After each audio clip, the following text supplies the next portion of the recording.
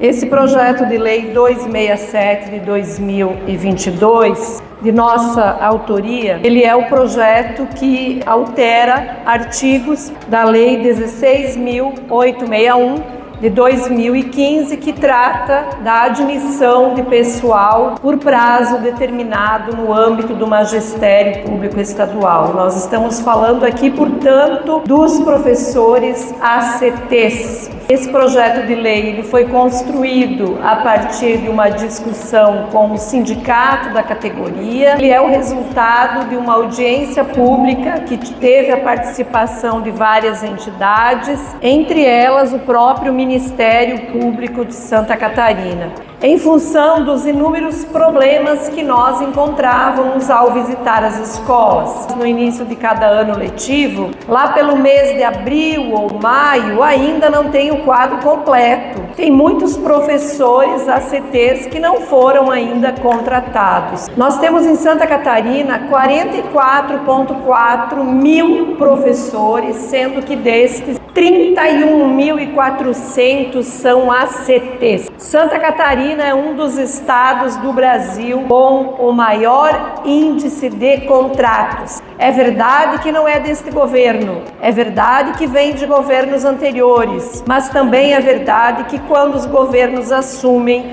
eles assumem o ônus e o bônus e, portanto, respostas precisam ser dadas. O Plano Estadual de Educação prevê 90% efetivo e 10% ACT. E nós temos aqui o inverso. Nós temos, de cada 10 professores na escola, 7 são contratados. O que prevê essa lei, então? Então, esta lei que está tramitando desde 2022 aqui na Assembleia Legislativa, ela propõe alterações, porque lá em 2015 teve uma mudança conceitual na lei e várias conquistas do magistério foram drasticamente tiradas. Então, nós estamos recuperando várias dessas conquistas.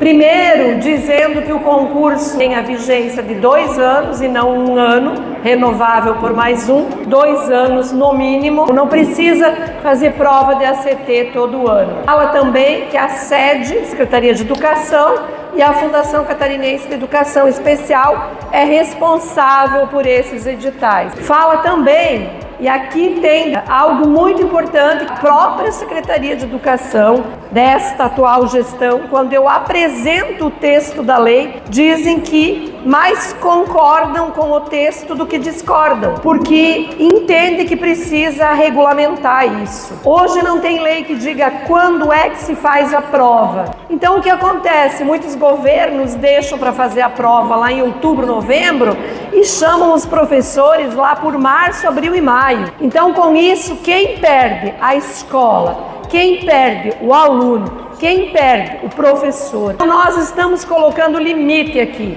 Até setembro do ano anterior tem que ter todo esse processo concluído e homologado. Que aí você tem outubro, novembro e dezembro para fazer todo o processo de contratação, chamamento. Artigo 2º aqui também que é alterado. Nesse artigo, nós colocamos que a chamada deva ser presencial. Aqui tem hoje um avanço do ponto de vista de ela ser uma chamada online. Não há problema em a gente fazer ajustes nesse texto aqui. Eu tenho dito isso para a Secretaria. O importante é que a gente avance no projeto e que a gente estabeleça a lei para isso. Aqui tem outra grande conquista, que fica o mês de dezembro do ano anterior para fazer o chamamento. Terminamos o ano sabendo que na escola 100% dos professores em dezembro já estão com a sua contratação assegurada para serem chamados a partir de fevereiro, quando começa a aula. Então a gente não termina o ano sem saber quantos professores ainda falta chamar. A gente já resolve isso. Outra alteração que nós estamos propondo fica assegurado aqui aos professores neste artigo, que é o seguinte: vocês imaginem um professor ACT. Esses 31 mil contratos, ele tem um filho de 4 anos de idade. Esse filho fica doente. O pai ou a mãe que é professor não pode acompanhar o filho.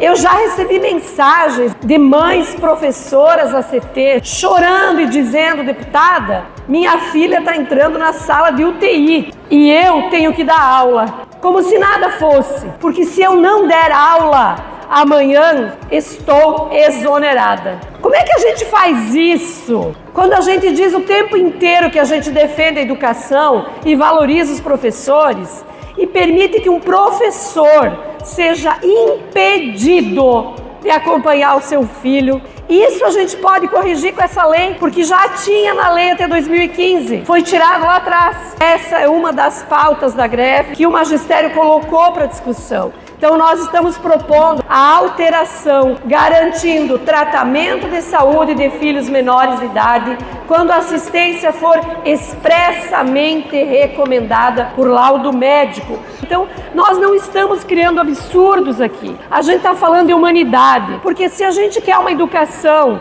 que humanize, que construa relações melhores, como é que a gente trata esse professor que tem filho? Então, o que tem em relação à tramitação? Por que eu estou trazendo essa matéria aqui? Porque vários deputados já vieram falar comigo, inclusive da base do governo. O que eu posso fazer para ajudar? Porque a gente tem que fazer essa alteração na lei. Nós apresentamos o projeto de lei, nós conversamos com a Secretaria de Educação, a Secretaria de Educação está estudando e eu peço aos 40 deputados que se sensibilizem, porque o deputado Thiago Zilli foi o relator na CCJ com parecer favorável. Então, já teve apreciação na CCJ, foi pedido vistas em agosto do ano passado, e essa vista ainda na CCJ não foi colocada em pauta. Mas eu peço que aprecie essa matéria, porque vocês vão fazer justiça